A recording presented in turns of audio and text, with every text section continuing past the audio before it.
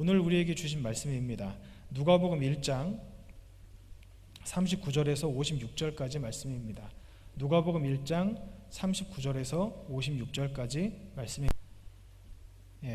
신약성경 87면 저와 여러분이 교독하겠습니다. 이때 마리아가 일어나 빨리 산골로 가서 한 유대 한 동네에 이르러 엘리사벳이 마리아가 문안함을 들음에 아이가 복중에서 뛰노는지라. 엘리사벳이 성령의 충만함을 받아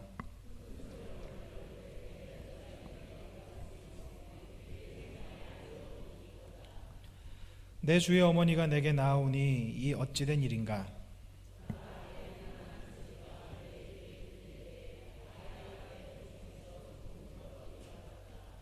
주께서 하신 말씀이 반드시 이루어지리라고 믿은 그 여자에게 복이 있도다.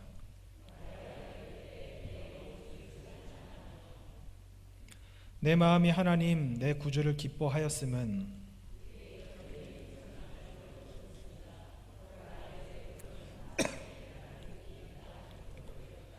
능하신 이가 큰 일을 내가 행하셨으니 그 이름이 거룩하시며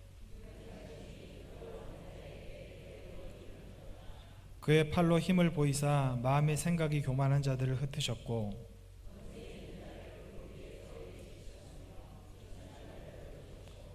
줄이는 자를 좋은 곳으로 배불리셨으며 부자는 빈손으로 보내셨도다.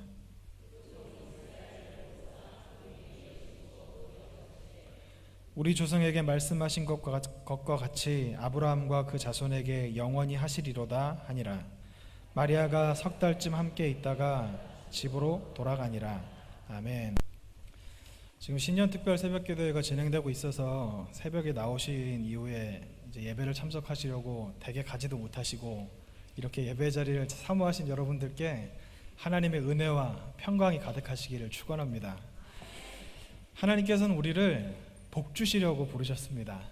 하나님은 우리 모두에게 복 주시기 원하시는 하나님이십니다. 우리 모두는 하나님 앞에 복을 받아야 하는 사람입니다. 하나님께서 이스라엘을 처음 만드시기 전, 그러니까 아담과 하와를 만드셨을 때 그들에게 복을 주셨고 그들이 하나님 앞에 온전한 사람이었습니다. 그들이 하나님의 음성을 들을 수 있었고 하나님과 교제하며 동산을 거닐며 그렇게 하나님과 교제하는, 함께 살아가는 완전한 상태였습니다. 그런데 그들에게 사탄이 죄를 범하게 만들었고 그래서 그들에게 죄가 들어옴으로 말미암아 그들에게 완전했던 모습이 어그러지고 찌그러지고 부서진 모습이 되었습니다. 그래서 이 땅을 살아가는 모든 사람들에게 그 한 사람의 범죄함으로 말미암아 죄가 들어왔고 모든 이 땅의 사람들이 죄로부터 자유로울 수 없는 그런 상황이 되었습니다. 그럼에도 불구하고 하나님께서는 하나님이 사랑하시는 아버지의 자녀들인 우리들을 너무나도 사랑하셔서 우리 한 사람 한 사람을 하나님의 자녀로 부르셨고 그리고 우리들에게 복을 주시기 위해서 날마다 우리를 기다리고 계시는, 우리를 부르고 계시는, 우리에게 손짓하고 계시는 하나님이십니다. 성경에 나와 있는 그 수많은 믿음의 선진들을 보면 하나님께서 그들을 처음 부르셨을 때의 그 모습이 참 한결같이 너무 신기합니다. 여러 가지 사명을 통하여서 그들을 부른 것 같이 보이긴 하지만 사실 하나님께서 그들을 부르신 목적, 그 사명을 주신 목적은 그들에게 복을 주시기 위함입니다. 창세기 12장 1절에서 2절입니다. 여호와께서 아브라함에게 이르시되 너는 너의 고향과 친척과 아버지의 집을 떠나 내가 내게 보여줄 땅으로 가라. 내가 너로 큰 민족을 이루고 내게 복을 주어 내 이름을 창대케 하리니 너는 복이 될지라. 하나님께서 이 아브라함을 부르셨는데 그에게 사명을 주셨는데 그가 이 땅의 수많은 민족들, 자손들의 아버지가 되게 하신다고 말씀하셨습니다. 그리고 그에게 하신 명령이 네가 지금 살고 있는 그 집 떠나라 이렇게 말씀하고 계신 겁니다. 지금 이 번역이 예전 번역만은 못한 것 같아요. 본토 친척 아비집을 떠나 내가 내게 지시할 땅으로 가라. 하나님께서 아브라함에게 사명을 주셨죠. 일단 내가 너에게 명령하는 첫 번째는 무엇이냐면 네가 살고 있는 그 집, 네가 살고 있는 그 문화, 네가 누리고 있는 그 모든 것들을 버려라. 그리고 그것을 떠나라. 그것을 사명으로 주셨죠. 그 사명은 그가 복이 되게 하시기 위해서, 그가 큰 민족을 이루게 하시기 위해서였습니다. 계속해서 보겠습니다. 출애굽기 3장 4절 5절 말씀입니다. 여호와께서 그가 보려고 돌이켜 오는 것을 보신지라 하나님이 떨기나무 가운데서 그를 불러 이르시되 모세야 모세야 하시매 그가 이르되 내가 여기 있나이다. 하나님이 이르시되 이리로 가까이 오지 말라. 내가 선 곳은 거룩한 땅이니 내 발에서 신을 벗으라. 하나님께서 모세를 부르시고 거룩한 곳으로 부르셨습니다. 그리고 신을 벗으라고 말씀하셨습니다. 그리고 이 뒤에 하셨던 말씀을 우리가 다들 잘 알고 계시겠지만, 내가 나의 백성 이스라엘이 나에게 부르짖는 소리를 들었고 내가 너로 말미암아 그들을 애굽으로부터 나오게 하고 내가 너에게 지시할 가나안 땅, 젖과 꿀이 흐르는 땅으로 인도하게 하겠다, 이렇게 말씀을 하셨습니다. 이 말씀을 그냥 읽어보면 하나님께서 모세를 그냥 부르셔서 그가 하나님 앞에 이스라엘의 지도자가 되어서 애굽으로부터 이스라엘을 이끌어내고 그리고 광야를 지나게 한 다음에 가나안으로 들어가게 하는 그 역할을 감당하게 하려고 하신 것 같이 보이지만 사실 그렇지가 않습니다. 말씀을 한 군데 더 보겠습니다. 누가복음 1장 28절입니다. 그에게 들어가 이르되 은혜를 받은 자여 평안할지어다. 주께서 너와 함께 하시도다 하니. 마리아에게도 사명을 주시죠. 내가 너와 함께하고 너를 통하여서 이스라엘을 구원할 구세주 메시아를 낳게 하겠다, 이렇게 말씀을 하십니다. 여러분, 그런데 사명이라고 하는 것을 우리가 잘 생각해 봐야 됩니다. 그 이유가 무엇이냐면요, 사명이라고 하는 것은 우리가 어떤 목표를 가지고 그것을 이루기 위해 달려가게 만듭니다. 사명은 어떤 목표이죠. 그래서 어떻게 보면 하나님이 하나님의 일을 성취하시기 위해서 인간이 우리들에게 사명을 주시고 인간이 우리들은 그 사명을 감당하는 존재. 조금 더 나가서 이야기하면 꼭 하나님이 하나님의 일을 이루시기 위해서 사람을 택하시고 사용하시는 도구같이 보일 수도 있습니다. 여러분, 만약에 모세의 사명이 이스라엘을 출애굽시켜서 가나안 땅으로 들어가게 하는 것이었다고 한다면 모세는 그 사명을 이루지 못한 사람입니다. 여러분 잘 알고 계시겠지만, 그리고 아까 장로님께서도 기도하셨지만, 그 애굽에서 출애굽했던 60만 명의 장정들 중에 2사람 빼고는 아무도 가나안에 들어가지 못했습니다. 그런 측면에서 볼 때 모세는 실패자인 것이죠.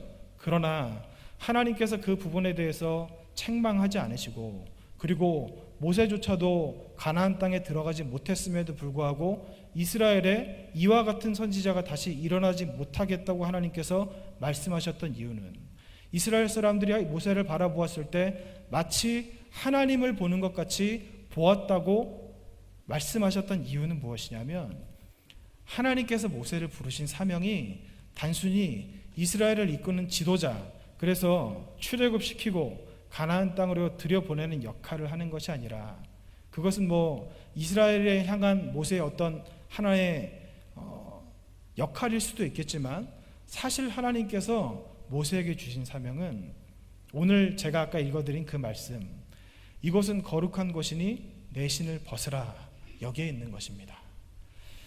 아브라함도 마찬가지인 것이죠. 잘 살고 있는 아브라함을 떠나게 하셔서 그를 통해서 이스라엘을 이루게 하시기 위해 그를 택하신 것으로 보이지만, 하나님께서 이미 말씀하셨잖아요. 내가 너를 복이 되게 하겠다. 그리고 마리아를 통하여서, 여러분 마리아 입장에서 한번 생각해 보십시오. 마리아는 남자를 몰랐던 처녀예요. 당시 이스라엘에 남자를 모른다고 하는 처녀가, 그러니까 겉으로 보일 땐 그렇죠, 결혼을 앞둔 처녀가 임신을 했다? 죽음을 당할 일입니다. 수치를 당할 만한 일이죠. 이 마리아의 입장에서 얼마나 청천벽력 같은 이야기였겠습니까?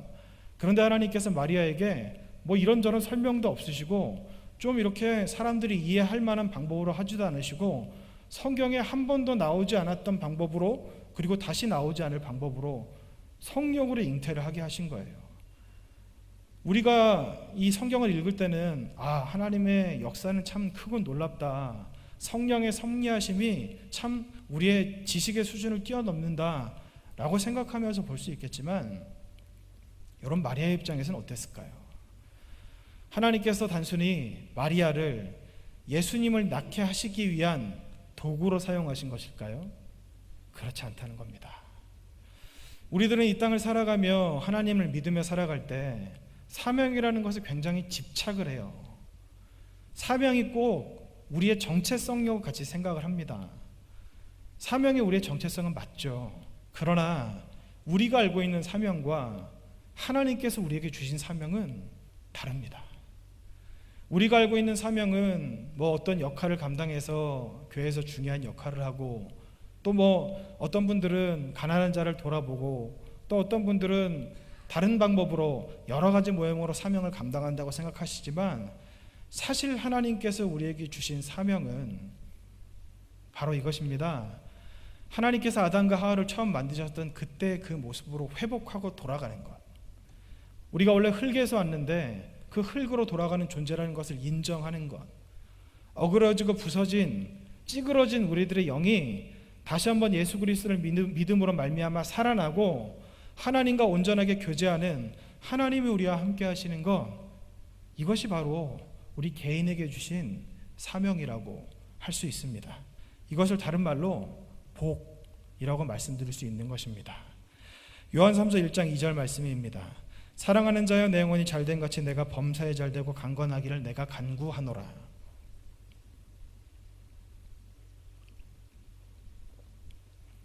우리는 복에 대해서 생각을 할 때 여기 나와 있는 것까지 생각을 하죠. 사랑하는 자의 내 영혼이 잘된 같이 내가 범사에 잘되고 강건하기를 간구한다. 이렇게 사도 요한께서 이야기하셨으니까 우리는 이게 복이라는 것을 알고 있어요. 그런데 우리가 알고 있는 복이 정말 성경에서 말하는 복과 같을까요? 여기서 지금 이야기하시는 복이 무엇입니까? 내 영혼이 잘된 같이 내가 범사에 잘되고 강건하기를 간구하노라. 순서가 있다는 거예요. 영혼이 잘되고 그 다음에 범사가 잘되고 강건한 것입니다. 만약에 여러분 영혼이 잘되지 않고 범사가 잘되면 어떨까요? 여러분 재벌들이 행복합니까? 대통령이 행복할까요? 전 세계에서 가장 큰 부와 가장 많은 지식을 가진 사람이 행복합니까? 그렇지 않잖아요. 영혼이 잘 되지 않으면 아무리 많은 지식을 가지고 있고, 아무리 큰 명예를 가지고 있고, 아무리 큰 부를 가지고 있어도 세상 모든 것을 말 한마디로 좌지우지할 수 있는 권력을 가지고 있다 해도 영혼이 잘 되지 않으면 그것은 재앙입니다.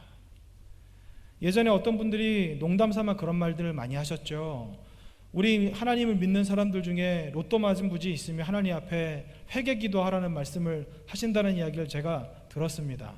우리가 복을, 이 큰 돈을 감당할 만한 수준이 안 되는데 이 돈이 우리에게 주어지면 하나님을 떠날 수밖에 없는 큰 시험거리가 될 수밖에 없으니까, 그러니까 로또 1등이 되면 감사할 것이 아니라 하나님 앞에, 하나님 저에게 왜 이러십니까? 라고 물어보아야 한다고 농담 삼아 이야기하시는 것을 제가 여러 번 들었습니다. 여러분, 복이라고 하는 것은요, 우리가 알고 있는 복과 하나님이 말씀하시는 복은 참 많이 다릅니다. 하나님이 우리에게 말씀하시는 복은 우리의 영혼이 잘 되는 것을 말씀하십니다. 우리의 영혼이 잘된, 사람의 영혼이 잘된 이 모범적인 케이스가 딱 한 분 계세요. 예수님. 이 땅에 인간의 모습으로 오셨지만 어떠한 죄도 짓지 않으시고 하나님께서 성령을 한량없이 부어주셔서 하나님의 그 모든 말과 일을 완전히 이루신 그분, 다 이루었다고 십자가상에서 그렇게 선포하신 예수님의 삶, 그 삶만이 영혼이 잘 되는 삶이라는 겁니다. 그럼 여러분, 예수님이 부자이셨나요? 예수님이 요즘으로 말하면 결혼을 하셨습니까? 처자식이 있었나요? 사람들로부터 인정받을 만한 그런 명예를 가지고 있었습니까? 추종하는 세력들은 많았지만 십자가에 못 박히셨을 때 그 옆에 남은 사람은 사도 요한 한 사람밖에 없었습니다.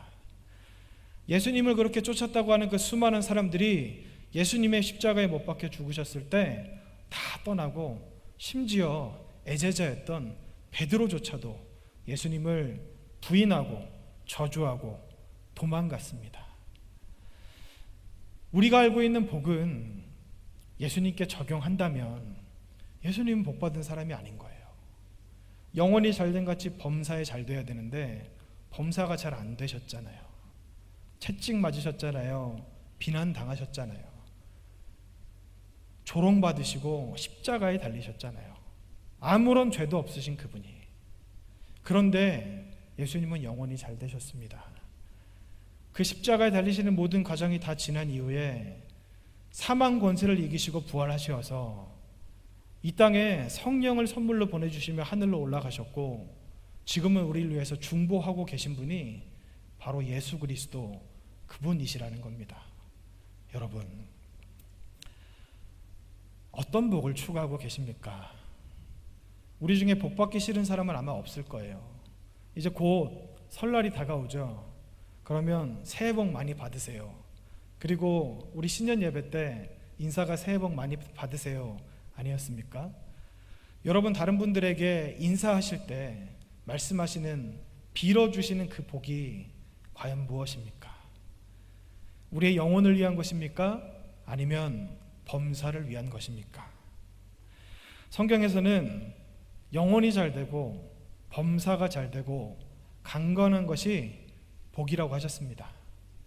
그럼 여기 계신 분들 중에 복 받기 싫은 분 계시면 한번 손 들어보시겠어요? 아, 나는 복 필요 없어요, 이렇게 생각하시는 분이 혹시 한 분이라도 계십니까? 저도 복 받기 원해요. 여러분들 똑같으실 겁니다. 복 싫어하는 사람이 세상에 어디 있나요? 영혼이 잘 된다는데, 범사가 잘 된다는데, 강건한다는데 마다할 바보가 어디 있습니까? 우리 모두가 복 받기 원하는데 그런 복을 받으려면 어떻게 해야 될까요? 히브리서 11장 5절 6절 말씀입니다. 믿음으로 에녹은 죽음을 보지 않고 옮겨졌으니 하나님이 그를 옮기심으로 다시 보이지 아니하였느니라. 그는 옮겨지기 전에 하나님을 기쁘시게 하는 자라 하는 증거를 받았느니라. 믿음이 없이는 하나님을 기쁘시게 하지 못하나니 하나님께 나아가는 자는 반드시 그가 계신 것과 또한 그가 자기를 찾는 자들에게 상 주시는 이심을 믿어야 할지니라. 여러분, 성경에 에녹에 대해서 기록된 말씀을 보면요, 에녹은 믿음에 대해서 이렇게 말할 수 있는 구실이 별로 없습니다. 제가 에녹이 어떤 믿음을 보였는지에 대해서 주석들을 참 많이 찾아봤는데요, 에녹의 믿음에 대해서 설명하고 있는 곳이 없어요. 그런데 왜 믿음장이라고 하는 히브리서 11장에서 에녹에 대해서 이야기하고 있을까? 그리고 왜 에녹에 대해서 말하면서 믿음이 없이는 하나님을 기쁘시게 할 수 없다고 이야기하고 있을까? 이 의문이 들었습니다. 여러분, 에녹이 보였던 믿음은요, 에녹은 사실 별다른 선지자도 아니었지만 성경에 찾아보면 에녹이 예언했다는 구절이 제가 없는 줄 알았는데 있더라고요. 신약 성경에 에녹의 예언이 한 구절 나와 있습니다. 아무튼 한 번 예언했던 그 에녹, 365년 중에 300년 동안 하나님과 동행하고 그리고 죽음을 보지 않고 하늘로 올라갔던 에녹. 여러분, 구약 성경에 에녹에 관한 말씀, 그리고 신약 성경에 나와 있는 에녹에 관한 말씀 중 70인역의 성경을 보면요, 어떻게 되는지 아세요? 에녹이 죽음을 보지 않고 하나님께로 올라갔더라 이렇게 기록되어 있는 것이 아니라 거기에는 에녹이라는 말이 빠져 있습니다. 하나님과 동행함으로 그가 하나님께 죽음을 보지 않고 올라갔더라.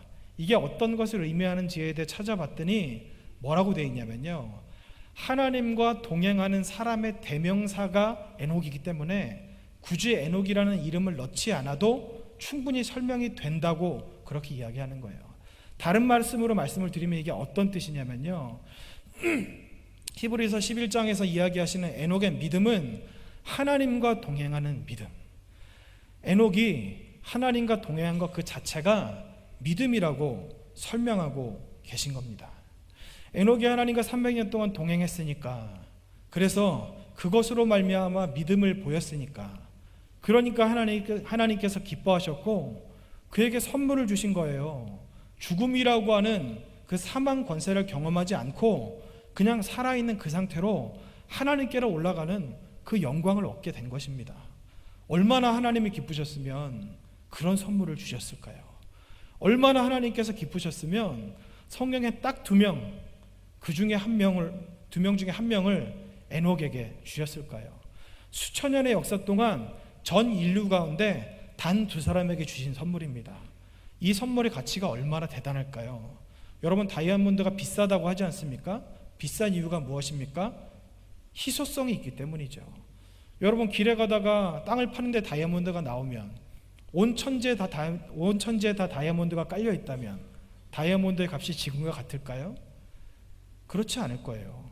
아마 길에 널려있는 흙과 똑같이 값이 떨어지게 될 것입니다.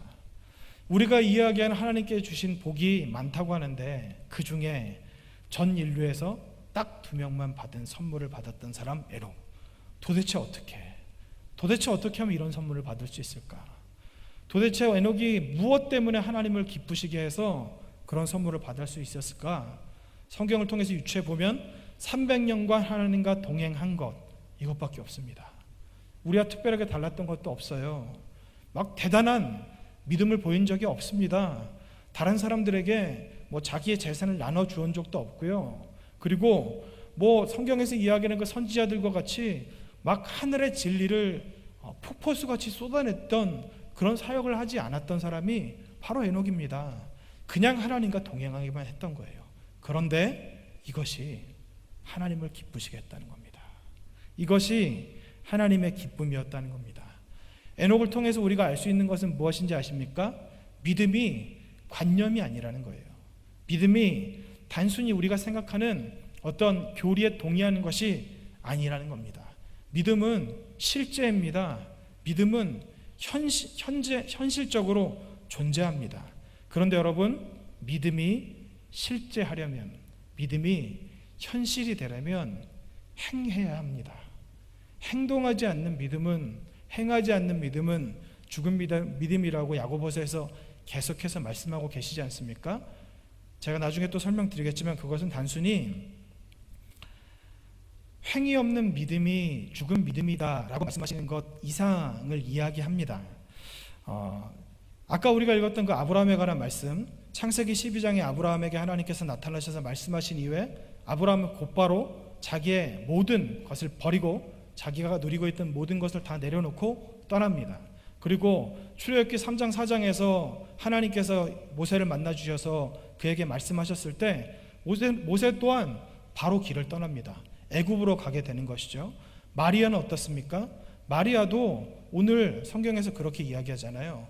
주께서 말씀하신 대로 이루어질 줄로 믿습니다 라고 말한 다음에 가브리엘 천사를 통하여서 이야기 들었던 엘리사벳에게로 떠납니다. 아주 급하게 떠나요. 당장 떠나는 것을 볼 수 있습니다.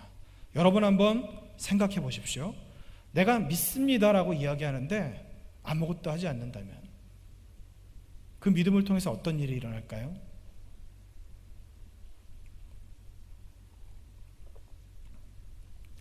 아브라함이 하나님을 믿는 믿음이 있었는데 내가 너에게 지시할 땅으로 가라고 하셨는데 만약 제가 다 믿습니다 이렇게 이야기한 다음에 가만히 있었다면, 모세에게 가시 떨기 가운데서 말씀하신 그 하나님께서 네가 지금 애굽 땅으로 들어가라고 말씀하셨을 때 네, 내가 하나님을 믿습니다. 이스라엘 백성들이 참 힘들고 어려운 상황에 놓여 있네요. 네, 믿습니다라고 가만히 있었다면, 마리아가 주의 뜻대로 되어질 줄로 믿습니다라고 말하고 그냥 가만히 있었다면 과연 아브라함이 믿음의 조상이 될 수 있었을까요? 모세가 하나님과 대변하는 자가 될 수 있었을까요? 그리고 마리아가 우리 구주 예수 그리스도의 어머니가 될 수 있었을까요? 우리는 믿음에 대해서 생각하기를 어떤 성경에 나와 있는 사실에 대해서 믿는 것, 동의하는 것을 믿음이라고 생각합니다. 그런데 여러분, 믿음은요 그냥 그렇구나, 그랬지, 내가 믿어, 내가 알아, 인정해 라고 하는 것은 믿음이 아니라는 거예요. 왜냐하면 믿기만 하면 아무 일도 일어나지 않기 때문이에요. 믿기만 하면 그것은 내 생각에서 끝나는 겁니다. 정말 아무 일도 일어나지 않는 거예요. 예전에 그런 우스갯소리 비슷한 예화가 있지 않습니까? 어느 교회에서 전도인지 소풍인지 잘 모르겠는데 이제 소풍을 나가려고 하는데 비가 오는 거예요. 근데 목사님이 비가 오니까 비가 오지 않게 해달라고 기도를 막 하는 겁니다. 그 전교인이 함께 기도하고 이제 나가려고 하는데 다들 우산을 하나씩 챙겨서 나가는 거예요.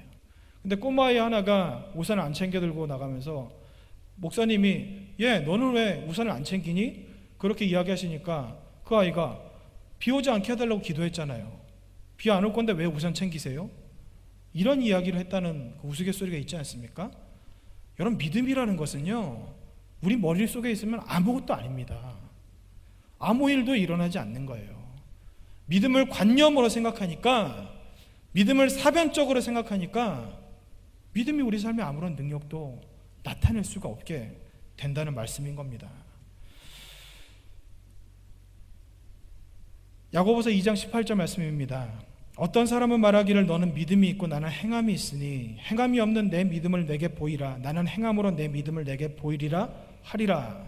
이렇게 말씀하고 있습니다.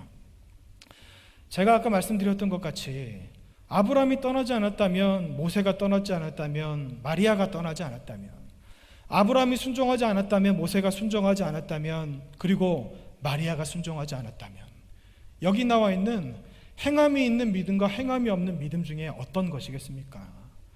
행함이 있으니까 그 믿음이 비로소 진짜 믿음이라고 이야기하는 것이고, 그 행함을 통해서 믿음이 나타나는 것인데, 우리들은 믿음을 그냥 생각을 하고 있는 것으로만 끝내고 있지는 않습니까? 사도 야고보가 말씀하시는 행함이 없는 믿음은요, 단순히 우리가 하나님을 믿으면 이런 행동을 해야 된다에 대한 행위에 대한 말씀이 아니라 믿음의 본질에 대해서 말씀하시는 겁니다. 믿음이 그냥 생각만 하고 끝나는 것이 아니라 내가 믿으면 정말로 그렇게 행해야 되는 것, 그렇게 살아야 되는 것, 그것에 대해서 말씀하고 계신 것입니다. 누가복음 1장 38절 말씀입니다. 마리아가 이르되 주여, 주의 여종이오니 말씀대로 내가 이루어지이다 하매 천사가 떠나가니라. 우리들의 믿음이 혹시 이 마리아의 이 믿음에서 머물러 있지는 않습니까? 나는 믿습니다. 나는 믿어요. 하나님이 나의 아버지신 것도 믿고요, 하늘에 나는 새 한 마리가 떨어지는 것도 하나님의 허락이 없이는 되지 않으시고, 들에 있는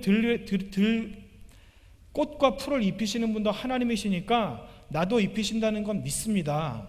먼저 그 나라와 그 일을 구하면 모든 것을 다 더하신다고 하신 그 말씀도 믿습니다 라고 이야기하면서, 실제로 우리의 기도 제목은 마치 하나님 앞에 용건이 있어서 나온 사람인 것 마냥 내가 정해놓은 기도 제목 다 얼른 하고 집에 돌아가야 되고, 내가 바라고 원하는 것들을 이걸 다 구하지 않으면 하나님이 안 들어주실 것 같이 급하게 하나님 믿지 않는 사람같이 온갖 것들을 다 가지고 나와서 구하고 있는 그런 말로만 하는 믿음에 머물러 있지는 않은지 우리들의 모습을 돌아보았으면 합니다.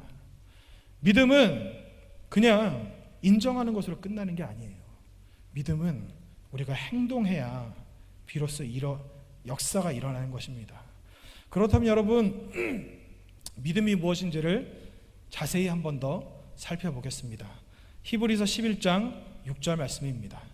믿음이 없이는 하나님을 기쁘시게 하지 못하나니 하나님께 나아가는 자는 반드시 그가 계신 것과 또한 그가 자기를 찾는 자들에게 상 주시는 이심을 믿어야 할지니라.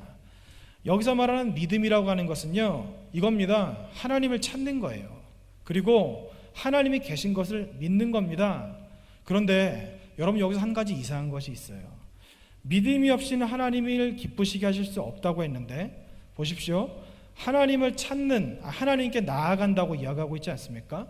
믿음이 없는 사람이 하나님께 나아갈까요? 하나님을 모르는 사람이 하나님께 나아갈 이유가 있을까요? 하나님을 모르는 사람이 하나님을 계신 것을 알고 있는 사람이 하나님이 안 계시다고 믿는 사람과 같이 그렇게 생각하면서 살고 있는 사람들도 있는데, 하나님께 나아가는 것과 그리고 하나님을 찾는 것에는 믿음이 반드시 필요합니다. 그런데 뒤에서 뭐라고 말씀하시냐면요, 그가 자기를 찾는 자리가 상 주시는 이심을 믿어야 할지니라. 또 믿음에 대해서 말씀하고 있는 거예요. 믿음은요, 단순히 내가 하나님을 믿어요, 성경에 하나님께서 세상을 창조하셨다는 것을 믿습니다 라고 끝나는 것이 아니라는 거예요. 믿음은 또 다른 무언가가 있다고 말씀하고 있는 겁니다. 창세기 25장 22절입니다.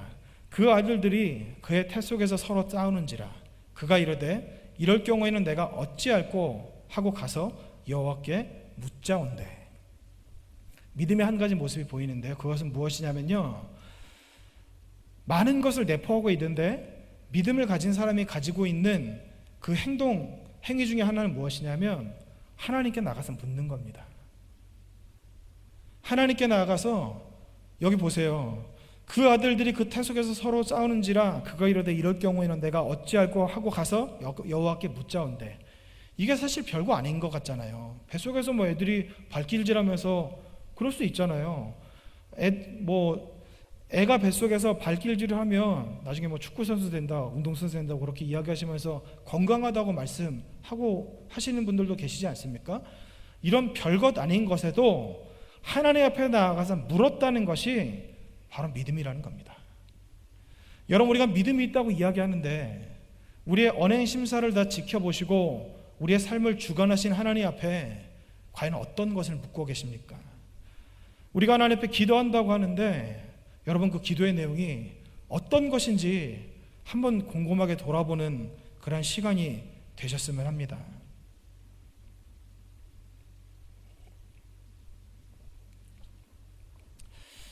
믿음을 여기서 지금 설명하기에는 굉장히 말씀드릴 게 많아서 간단하게 말씀을 드리고 이따 다시 한번 말씀을 드리겠습니다. 믿음은 뭐 하나님을 찾는 것, 하나님이 계신 것을 아는 것, 하나님께 나아가는 것이라고 그렇게 말씀하고 있는데, 그러면 믿음을 가진 자가 받는 진짜 복은 무엇일까요? 아까 히브리서 11장 6절에서 말씀하신 것 같이 믿음을 가진 자, 하나님을 기쁘시게 하는 자에게 진짜 더해지는 복은요, 복은 무엇이냐면 바로 상급입니다. 하나님께서 우리에게 상 주시는 이심을 믿어야 할지니라, 다른 말로 하면요, 우리에게 복 주시는 이심을 믿어야 할지니라, 이렇게 말씀드릴 수 있습니다. 이사야 40장 10절 말씀입니다. 보라, 주 여호와께서 장차 강한 자로 임하실 것이요 친히 그의 팔로 다스리실 것이라. 보라, 상급이 그에게 있고 보응이 그의 앞에 있으며. 창세기 15장 1절 말씀입니다. 이후에 여호와의 말씀이 환상 중에 아브라함에게 임하여 이르시되 아브라함아, 두려워하지 말라. 나는 내 방패요 너의 지극히 큰 상급이니라. 우리는 복에 대해서 여러 가지 다른 것을 생각하는데요, 아까 제가 처음 말씀드렸던 복이 무엇입니까? 영혼이 잘 되는 것. 우리의 영혼이 잘 되려면 하나님이 우리와 함께 하시는 것, 하나님이 우리 가운데 거하시는 것, 하나님이 우리 가운데 임재하시는 것이 진정한 복입니다. 하나님이 함께 하시면 우리는 능치 못할 일이 없어요. 여호와는 내 편이시라, 이런 고백을 할 수 있으면 여러분, 우리가 두려울 일이 있을까요? 우리가 걱정할 이유가 있을까요? 아무런 그런 이유가 없다는 겁니다. 그 부분에 대해서 마리아는 너무나도 잘 알고 있었어요. 오늘 우리가 읽은 성경에 보시면 성경책에 46절부터 56절 그 위에 작은 제목으로 마리아의 찬가라고 이렇게 기록되어 있지 않습니까? 이 내용을 보면요, 마리아는 하나님을 알았던 사람이에요. 하나님을 정말로 쫓았던 사람이니까 이런 고백을 할 수 있는 겁니다. 어떤 주석에는 이 마리아의 찬가에 대해서 하나님께서 성령으로 말미암아 그에게 계시적으로 주신 하나님의 선포라고 이렇게 말하기도 하는데, 여러분, 마리아가 하나님을 알았기 때문에 하나님께서 그를 통하여서 말씀하신 것입니다. 레위기 26장 11절에서 12절입니다. 내가 내 성막을 너희 중에 세우리니 내 마음이 너희를 싫어하지 아니할 것이며 나는 너희 중에 행하여 너희 하나님이 되고 너희는 내 백성이 될 것이니라. 마리아의 찬가에 대해서 말씀드렸는데, 여러분, 마리아의 찬가와 비슷한 기도가 또 한 군데 있어요. 사무엘상 2장에 나와 있는 한나의 기도입니다. 거기서 쓰여져 있는 단어와 마리아의 찬가에 나오는 단어, 한나의 기도와 마리아의 찬가에 쓰이는 단어가 굉장히 많이 겹칩니다. 그런데 중요한 것은 무엇이냐면요, 이게 그냥 겹치는 게 아니라 한나의 기도는 구약시대에 히브리어를 쓰던 사람들이 쓰던 말이고요, 마리아가 살았던 시대는 그 고대 언어를 쓰지 않는 시대였다는 거예요. 그런데 겹쳤다, 똑같다는 이야기입니다. 그러면 먼저 사무엘상 2장에 나와 있는 한나의 기도를 제가 한번 읽어드릴 텐데 빨간색으로 이렇게 강조되어 있는 부분을 유념해서 따라 보시기 바랍니다. 여호와와 같이 거룩한 이가 없으시니 이는 주밖에 다른 이가 없고 우리 하나님 같은 반석도 없으시니이다. 심히 교만한 말을 다시 아니할 것이며 오만한 말을 너희 입에서 내지 말지어다. 여호와는 지식의 하나님이시라 행동을 달아보시느니라. 용사의 팔은 꺾이고 넘어진 자는 힘으로 띠를 띠도다. 풍족하던 자들은 양식을 위하여 품을 팔고 줄이던 자들은 다시 줄이지 아니하도다. 전에 임신하지 못하던 자는 7을 낳았고 많은 자녀를 둔 자는 쇠약하도다. 여호와는 죽이기도 하시고 살리기도 하시며 수월에 내리기도 하시며 거기에서 올리기도 하시는도다. 여호와는 가난하게도 하시고 부하게도 하시며 낮추기도 하시고 높이기도 하시는도다. 가난한 자를 진토에서 일으키시며 빈궁한 자를 거름더미에서 올리사 귀족들과 함께 앉게 하시며 영광의 자리를 취하게 하시는도다. 뒤에 쭉 넘겨주셔서 마지막에 자기 왕에게 힘을 주시며 자기 기름 부음을 받은 자의 뿔을 높이시리로다 하니라. 내용이 좀 많은데요, 기억은 다 못하시겠지만 마리아의 찬가로 바로 넘어가 보겠습니다. 시간이 없어서. 누가복음 1장 46절에서 55절 말씀입니다. 여기도 빨간색으로 강조된 부분을 잘 유념하시면서 읽어보시기 바랍니다. 마리아가 이르되 내 영혼이 주를 찬양하며 내 마음이 하나님 내 구주를 기뻐하였음은 그의 여종의 비천함을 돌보셨음이라. 보라, 이제 후로는 만세에 나를 복이 있다 일컬으리로다. 능하신 이가 큰 일을 내게 행하셨으니 그 이름이 거룩하시며 긍휼하심이 두려워하는 자에게 대대로 이르는도다. 그의 팔로 힘을 보이사 마음의 생각이 교만한 자를 흩으셨고 권세 있는 자를 그 위에 내리치셨으며 비천한 자를 높이셨고 줄이는 자를 좋은 것으로 배불리셨으며 부자는 빈손으로 보내셨도다. 그 종 이스라엘을 도우사 긍휼히 여기시고 기억하시되 우리 조상에게 말씀하신 것 같이 아브라함과 그 자손에게 영원히 하시리로다 하니라. 빨간색으로 강조된 부분이 뭔지 아세요? 빨간색으로 강조된 부분은요, 한나와 그리고 마리아에게 하나님께서 함께 하셔서 한나와 마리아가 겪었던 복에 관한 말씀입니다. 한마디로 말씀드리면 하나님이 우리와 함께 하실 때 우리에게 일어나는 일, 우리에게 주어지는 복, 우리의 상급이신 하나님이 우리에게 상급으로 직접 오셔서 함께 하실 때 우리가 누릴 수 있는 복에 대해서 말씀하시는 것이 바로 이 한나의 기도와 마리아의 찬가라고 할 수 있습니다. 여러분, 한나의 기도는 그리고 마리아의 찬가는 하나님께서 어떤 사람을 택하시고 어떤 사람을 버리시는지에 대한 하나님의 선택의 원리도 기록한 말씀이기도 하지만 또 한 가지 제가 다시 한번 말씀드리는 것은 정말 하나님께서 함께 하시는 사람에게 어떤 복이 주어지는지에 대한 복에 관한 말씀입니다. 여러분, 그러면 이런 복을 얻고 싶지 않으십니까? 이런 복을 받고 싶지 않으세요? 그냥 단순히 세상에서 형통하는 것을 말하는 것이 아닙니다. 아브라함에게 함께 하셨던 하나님, 아브라함을 대적하는 사람을 하나님께서 친히 치신다고 하셨습니다. 모세에 대적했던 그 모든 백성들을 하나님께서 친히 심판하신다고 하셨습니다. 하나님의 사람이었던 다윗, 하나님이 그와 함께 하시니까 그 모든 수치를 당할 때 하나님께서 다 기억하시고 그 모든 수치를 하나도 빠짐없이 다 갚아주셨던 분이 바로 하나님이십니다. 이런 복은 우리 모두가 사모해야 될 복입니다. 우리 모두가 얻고자 해야 되는 복입니다. 복을 받고 싶으세요? 복을 받으려면 믿음을 가져야 되거든요. 믿음의 사람이 되어야 되거든요. 그런데 여러분, 믿음대로 살아가는 것이 쉽습니까? 믿음대로 살아가려고 여러분 결심하면 그렇게 살아지시던가요?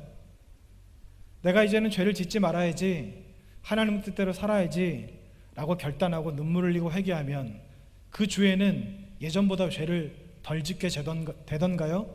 아니면 결국에는 또 죄의 무릎을 꿇게 되던가요? 내가 이제는 염려하지 말아야지, 걱정하지 말아야지 라고 그렇게 결심하면 정말로 여러분 염려 안 하고 걱정 안 하고 살아가게 되시던가요? 그렇게 되지 않을 겁니다. 믿음의 사람으로 산다는 것은 지금까지 우리가 경험했던 바에 의하면 쉽지 않다는 것을 아마 굳이 설명을 드리지 않아도 아실 수 있을 겁니다. 그러면 성경에 나오는 수많은 그 믿음의 선진들과 같은 그 믿음의 사람이 되려면 어떻게 해야 될까요? 아까 읽어드렸던 히브리서 11장 5절 6절에 나와 있는 에녹을 통해서 힌트 얻을 수 있습니다. 에녹은요, 믿음의 사람이라기보다는 더 정확히 말씀드리면 하나님과 동행했던 사람입니다. 그런데 구약 성경에 나와 있는 하나님과 동행이라는 것은 어떤 의미를 가지고 있냐면요, 죄가 없는 상태, 온전한 회개에 이른 상태.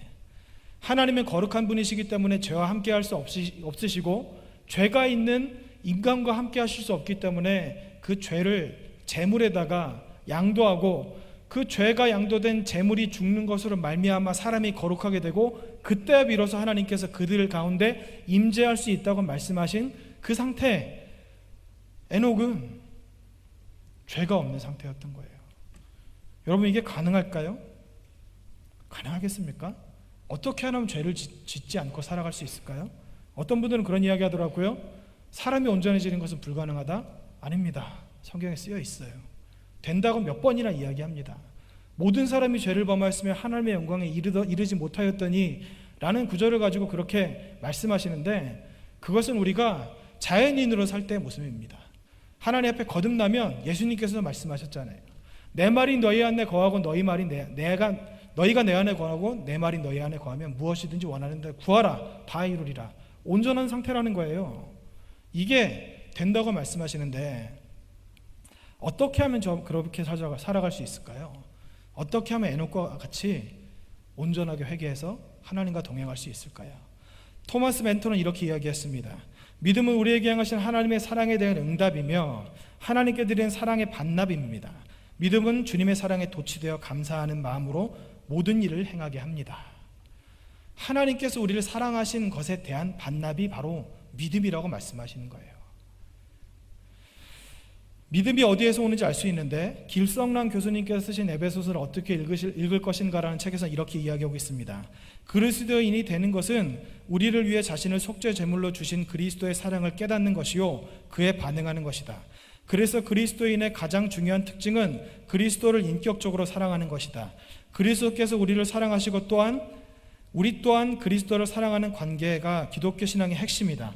그리스도의 사랑을 체험한 사도 바울은 이제 내가 육체 가운데 사는 것은 나를 사랑하사 나를 위하여 자기 몸을 버리신 하나님의 아들을 믿는 믿음 안에서 사는 것이라고 고백한다. 이 고백에서 우리는 예수 그리스도의 사랑을 깊이 깨닫고 그 사랑에 감격하는 사도의 모습을 발견한다. 또 그는 고린도 교회 성도들에게 이렇게 외친다. 그리스도의 사랑이 우리를 강권하시는도다. 저가 모든 사람을 대신하여 죽으심은 산자들로 하여금 다시는 저희 자신을 위하여 살지 않고 오직 저희를 대신하여 죽었다가 다시 사신 자를 위하여 살게 하기 위함이라. 사도의 이런 고백적인 외침은 그가 그리스도의 사랑을 깨닫고 그 사랑에 깊이 압도되었음을 보여준다. 주께서 저와 같은 죄인을 사랑하여 저를 위해 몸을 버리셨으니 저도 주님을 사랑합니다. 제 몸과 마음을 주님을 위해 바칩니다. 이것은 사도 바울뿐 아니라 그리스도를 위하여 사는 모든 사람들의 고백이다. 이것에 대해서 어거스틴은 신앙 행드북이라는 책에서 이렇게 이야기했습니다. 사도 바울이 말하는 사랑으로 역사하는 믿음만이 그리스도에 대한 참 믿음이다. 여러분, 믿음이라는 것이요, 단순히 관념이 아니라 사랑으로 역사하는 것이 진짜 믿음이라고 말씀하고 계신 겁니다. 제가 지난 수요 예배 시간에 말씀드렸던 것 같이 사랑으로 역사하는 믿음, 이게 진짜 믿음이라고 말씀하고 있는데, 이게 왜 사랑으로 역사하는 것이 왜 진짜 믿음인지를 설명드리겠습니다. 스미스 위글스워스가 쓴 믿음의 사도라는 책에서 한 젊은 남자와 한 젊은 여자가 있다고 가정해 보십시오. 그들은 첫눈에 사랑에 빠졌고 짧은 기간 안에 서로가 서로에게 깊은 애정과 강렬한 사랑의 마음이 생기게 됩니다. 사랑의 마음이란 무엇일까요? 그것은 믿음의 마음입니다. 믿음과 사랑은 친족과 같은 사이입니다. 한 남자와 한 여자가 사랑하고 있는 한 그들은 진실합니다. 한 사람은 북부로 가고 한 사람은 남부로 가더라도 그들의 사랑으로 인하여 그들은 서로에게 진실할 것입니다. 주 예수 그리스도를 향한 짙은 사랑이 우리 마음속에 있을 때도 이것과 같습니다. 여러분, 왜 사랑으로 역사하는 믿음이 진짜 믿음이라고 말씀드릴 수밖에 없냐면요, 하나님이 살아계신다는 것을 성경에서 봐서 안다면, 알아서 동의한다면, 우리가 지금까지 살아왔던 그 수많은 믿음의 세월들 같이 그렇게 살아왔다면, 이게 정말 온전한 믿음이라면 우리는 믿음의 사람이 되었어야 되는데, 우리의 모습이 정말 믿음의 사람인지를 돌아보아야 합니다. 정말 우리가 믿음의 사람이 되려면, 우리가 죄에서 떠난 정말 온전한 회개의 상태가 되려면 어떤 상태가 되어야 되는지 아세요? 하나님을 정말 사랑해야 돼요. 죄를 지으면 안 된다 알고 계시죠? 왜 지으면 안 됩니까? 하나님이 죄를 싫어하시니까? 이거는 교리적인 거예요. 우리가 죄를 지으면 왜 안 되는지 아세요? 우리 안에 계신 성령께서 우리가 죄 짓는 것으로 말미암아 탄식하시기 때문입니다. 우리가 죄를 지을 때 하나님께서는 우리가 죄 짓는 그 모습을 바라보시면서 너무나도 아파하시고 슬퍼하시고, 하나님의 보좌 옆에서 우리를 위해서 중보하시는 그 예수 그리스도께서 우리가 죄 짓는 것으로 말미암아 눈물을 흘리고 계시기 때문에, 우리가 정말 우리 부모님을 사랑한다면, 우리가 정말 우리 자녀들을 사랑한다면, 우리가 정말 사랑하는 사람이 있다면 그 사람을 실망시키지 않기 위해서 살아가는 것이 사랑하는 사람의 본 모습 아닙니까? 내가 사랑하는 사람을 실망시키면서 난 그 사람을 사랑해 라고 말한다는 것은 가식입니다. 내가 정말 하나님을 사랑한다고 이야기하면서 끊임없이 죄와 함께하고 내 의지로 죄를 짓고 변하지 않는 그 삶에서 벗어나려고 하는 노력조차 하지 않는다면 그 믿음이 정말 진짜 믿음일까요? 사도 바울이 내가 매일 육체 가운데 나를 못 박는 것은 나를 사랑하사 나를 위하여 십자가에 못 박히신 예수 그리스도를 믿는 믿음 때문이라. 다른 말로 나를 사랑하셔서 나를 위해서 십자가에 못 박히신 나를 향한 예수 그리스도의 그 사랑 때문이라. 이렇게 말씀하라고 계신 겁니다. 믿음과 사랑은 결코 뗄래야 뗄 수 없습니다. 믿음과 사랑을 자꾸 떨어뜨리니까, 믿음과 사랑을 자꾸 따로 떼어놓고 생각하고 설명하니까 믿음이 아무런 능력이 없는 거예요. 믿음이라고 하는 경건의 모양은 나타나는데 믿음의 능력이 나타나질 않는 겁니다. 제가 여기서 다 설명드릴 수는 없지만 믿음은 정말로 능력이 있어요. 믿음은 우리를 거룩하게 하고요, 믿음은 우리를 변화시키고요, 믿음은 하나님을 기쁘시게 합니다. 우리가 하나님을 믿고 살아가는 모든 그리스도인의 삶에서 우리가 거룩하게 되고 우리가 변화되고 우리가 하나님을 기쁘시게 할 수 있다, 이것 말고 다른 것이 있나요? 우리 신앙생활의 모든 것이 믿음으로 말미암아 된다고 성경에서 말씀하고 있는데, 우리에게 그런 능력이 나타나지 않는다면 우리의 믿음은 사랑으로 역사하는 믿음이 아니라 머릿속에 있는 사변적인 관념인 믿음에 불과하다는 것입니다. 사랑하는 우리 영주교회 모든 성도 여러분, 내가 죄를 지으면 하나님이 널 얼마나 아파하실까? 내가 이렇게 죄를 지으면 하나님이 얼마나 슬퍼하실까? 내가 죄를 짓고 회개하면 되지만 회개의 자리로 나아갔을 때 그래도 하나님을 떠나지 않고 나온 그것 때문에 하나님께서 나를 위로하시고 기뻐하시겠지만, 그러나 하나님께서 얼마나 가슴 아파하실까? 하나님이 우리를 사랑하신 것 같이 우리가 하나님을 사랑해, 그래서 믿음으로 살아가시는 저와 여러분이 되시기 원합니다. 우리가 믿음으로 살 때, 믿음의 사람이 될 때 하나님께서 우리에게 약속하신 복은 저절로 임합니다. 여러분, 믿음이 없이 복을 받는 경우는 없어요. 믿음으로 인한 순종이 없이 복을 받는 사람은 성경에 한 사람도 나와 있지 않습니다. 성경에 안 나와 있으면 우리들도 똑같은 겁니다. 믿음이 없이는 하나님을 기쁘시게 할 수 없는데, 기쁘시지 않은 하나님께서 어떻게 우리에게 상을 주시겠습니까? 우리가 믿음을 보여야 하나님이 기뻐하시고, 그 기쁘신 하나님이 너무 좋으셔서 우리에게 상을 주시는 것이 바로 복이에요. 이 복을 다 받아 누리시는 저 여러분의 모든 삶이 되시기로 합니다. 그리고 마지막으로 한 가지 권면드리는 것은 2020년 한 해 동안 내가 하나님을 더 사랑하게 하시옵소서. 내가 하나님을 더 사랑하게 하시옵소서. 하나님을 깊이 사랑하게 하시옵소서. 우리를 향한 그리스도의 넓이와 깊이와 높이를 알게 하시옵소서.